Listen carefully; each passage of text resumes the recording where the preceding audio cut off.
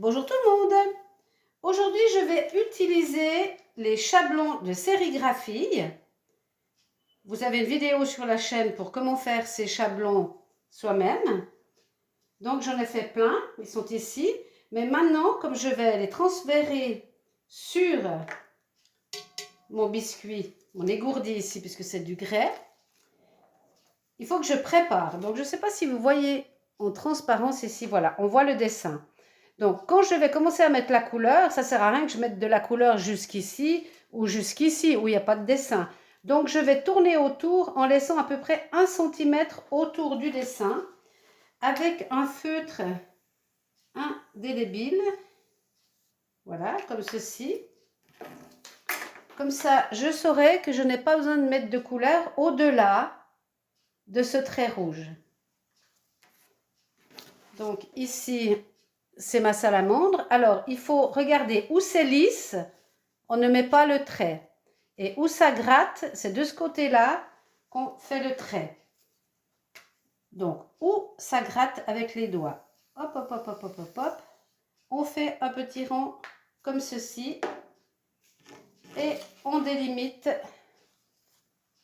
notre dessin pour ne pas gaspiller la couleur au-delà, trop loin de notre dessin. Voilà, je l'ai fait avec tous. Donc hier, j'ai refait d'autres échantillons. Ce sont des petits poissons cette fois, pour mettre à l'intérieur de mon évier ici, là. Voilà. Donc maintenant, tout est prêt.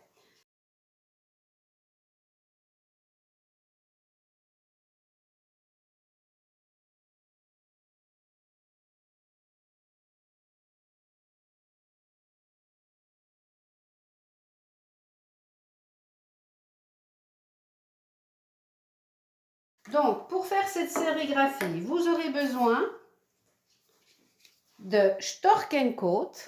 C'est de l'émail qui va tout aussi bien pour la faïence que pour le grès. Donc, en basse et en haute température. Vous avez besoin de ceci. Si vous n'avez pas ceci, mais que vous avez un petit pot comme celui-ci, là, ça s'appelle du désigneur liner, mais c'est fait exactement avec ce produit-là. Hein. C'est la petite bouteille et l'embout tout fin qui change. Donc, si vous n'avez pas ça, vous faites avec ça et vice-versa. Hein. Donc, avec ça, c'est aussi possible. Mais là, aujourd'hui, je vais le faire avec mon émail prêt à l'emploi de Stork & Coat. Là, j'ai choisi du noir parce que je veux que le contour de mes dessins soit en noir. Et il va vous falloir cette poudre ici. C'est de l'AC310 médium. C'est de la poudre que l'on va mélanger à notre émail liquide pour qu'il devienne beaucoup plus pâteux, pour que ça devienne une pâte plutôt qu'un liquide, pour pouvoir le faire passer à travers nos petits trous ici en frottant et pour pas que ça coule sur le dessous. Donc pour qu'il ne soit plus liquide, on va l'épaissir avec cette poudre AC310 Medium de chez Maïko. Donc il va nous falloir un support pour poser notre émail, mettre notre poudre et mélanger. On va le mélanger au couteau. Et il nous faut également un biscuit, qu'il soit en faïence ou en grès, ça n'a pas d'importance, étant donné que notre émail ici va tout aussi bien pour le grès et la faïence. Mais on va poser notre sérigraphie sur du cuit.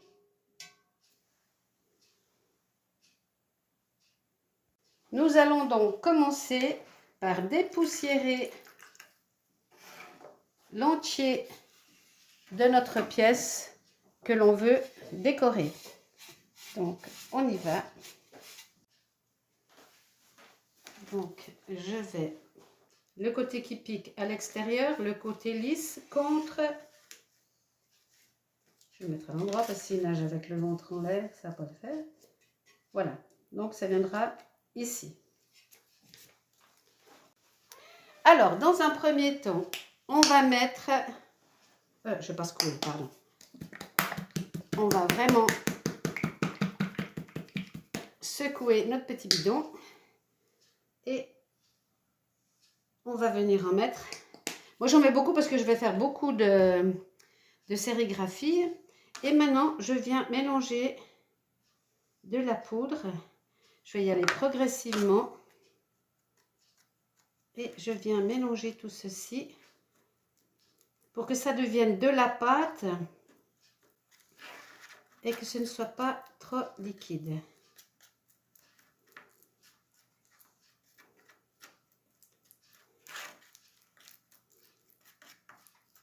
Donc, je vais faire la salamandre. Donc, côté qui gratte ici, côté lisse contre l'objet.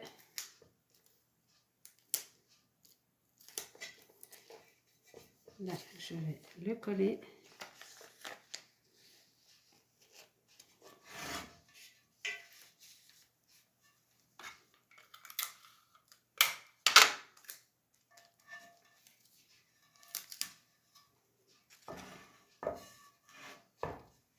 Voilà. Et maintenant, avec mon doigt, je prends ma pâte et je viens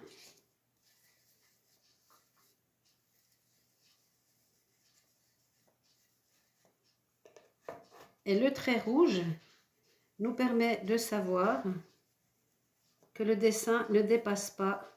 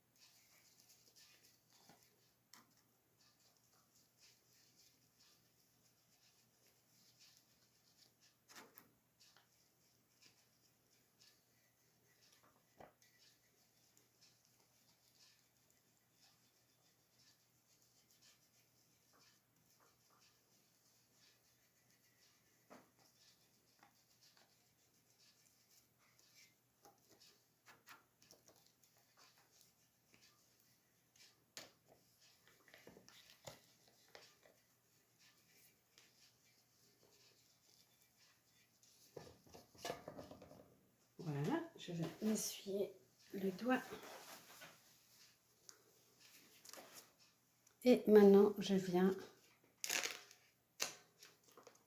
enlever. Et voilà ma salamandre. Ensuite, ça, on va le mettre à nettoyer directement sous l'eau.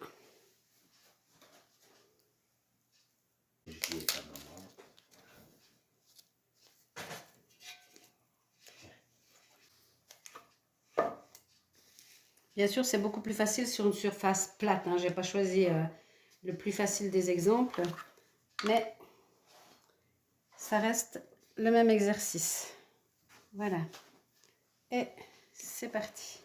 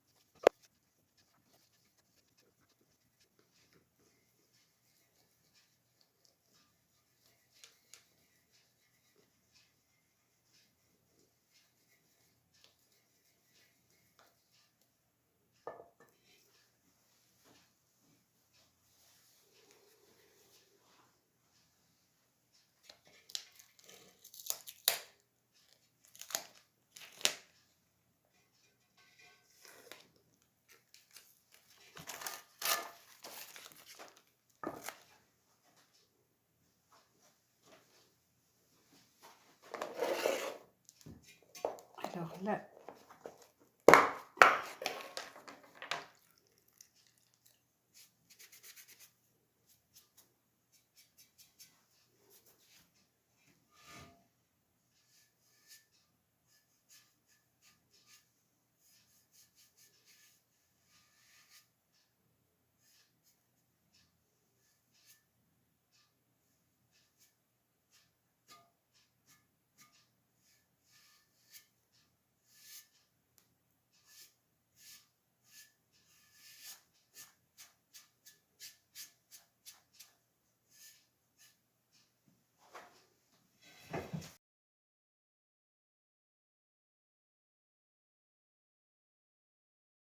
Là, je viens d'aller le nettoyer pour pouvoir le réutiliser. Donc, je l'ai passé sous l'eau tiède et j'ai frotté.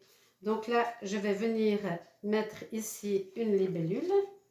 Donc, je la pose, je vais mettre un petit scotch. Quand c'est sur du plat, il n'y a pas besoin de mettre du scotch quand c'est à plat, quand le moule est plat. Mais là, c'est arrondi, c'est pour ça que je bloque avec un scotch. Mais normalement, il suffit de juste tenir ça et ça suffit. Mais là, comme c'est arrondi, c'est plus compliqué. Vous verrez que quand vous faites ça sur un truc vraiment plat, c'est beaucoup plus facile. Donc là, je recommence. Donc, je pose ma libellule et je la bloque. Et maintenant, je viens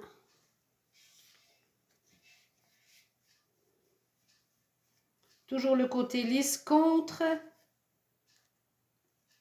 le biscuit et le côté granuleux.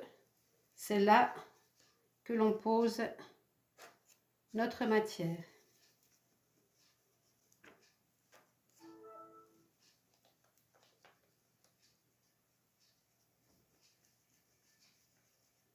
Et l'on vient travailler sur toute notre libellule.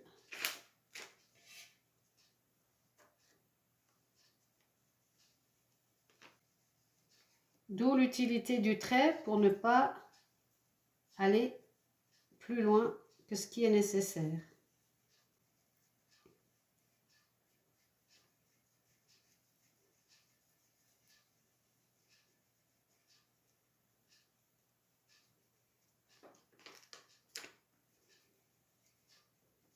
Donc voilà, je vais essuyer mon doigt.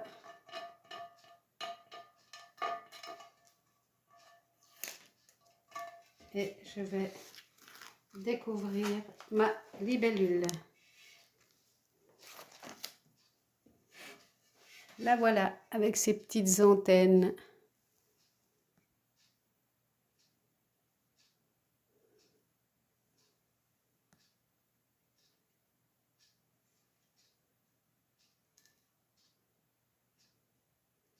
Après, bien entendu, il faut la peindre, hein.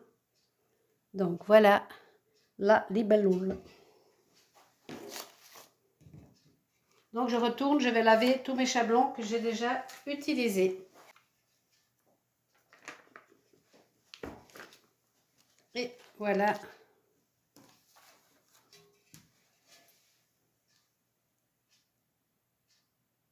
Les fleurs.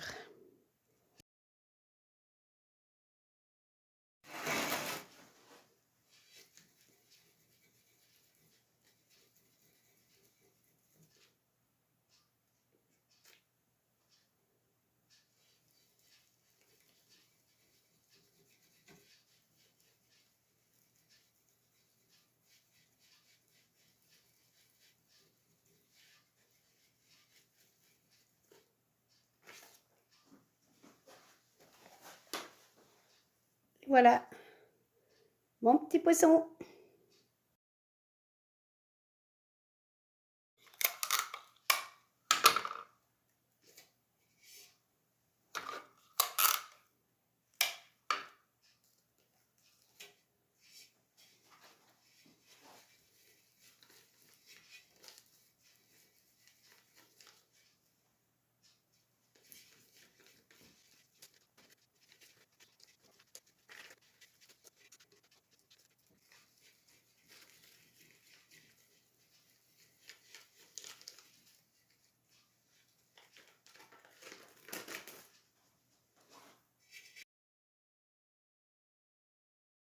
Donc voici le petit poisson tout dodu.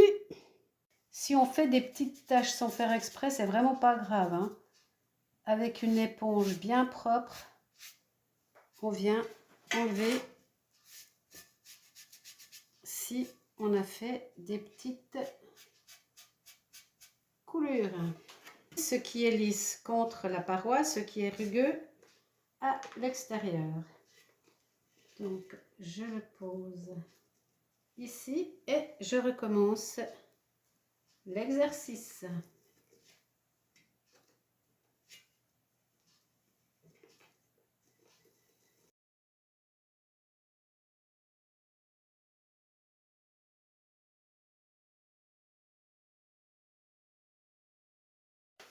Il me reste le dernier poisson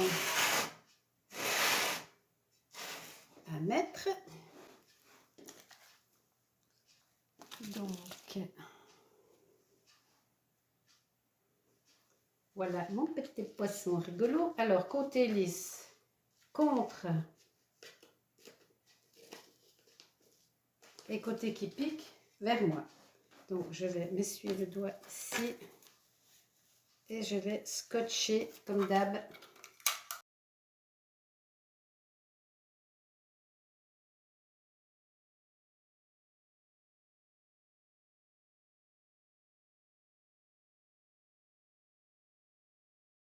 Donc, pour laver, c'est simple, hein. On trempe. On peut le faire sous le lavabo aussi, hein. Mais là, j'ai fait dans ma bassine. Donc, on vient, on frotte. C'est pour ça que je vous dis qu'il ne faut pas attendre trop longtemps pour les laver, parce que sinon ça sèche et puis c'est plus long à nettoyer.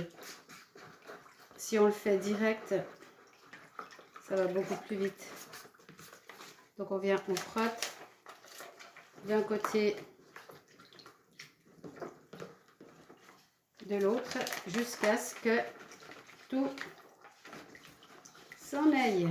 Je mets tous mes chablons à laver.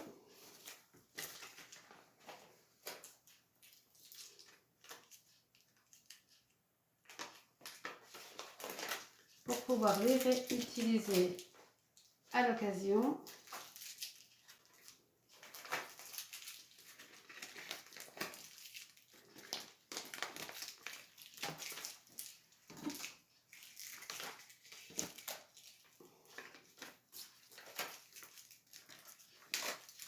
Voilà, c'est parti pour la petite lessive. Donc voilà ma pièce terminée.